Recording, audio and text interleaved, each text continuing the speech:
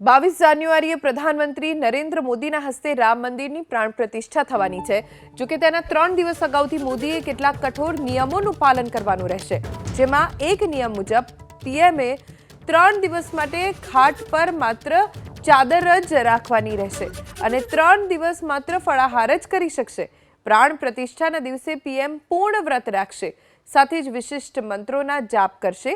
જટાયુની મૂર્તિ પણ સ્થાપિત કરવામાં આવશે।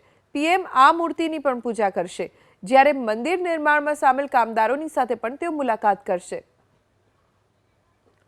પ્રધાનમંત્રી નરેન્દ્ર મોદી 22 જાન્યુઆરીએ પ્રાણ પ્રતિષ્ઠા કરવાના છે મંદિરમાં, અને જ્યારે આ પ્રાણ પ્રતિષ્ઠા થવાની છે એના કેટલાક દિવસ અગાઉથી તેમને નિયમ પાળવાના રહેશે, જેમ કે ખાટલા ઉપર માત્ર ચાદર ઉપર જ સૂવાનું રહેશે, તેમણે વ્રત રાખવું પડશે, માત્ર ફળાહાર જ કરી શકશે।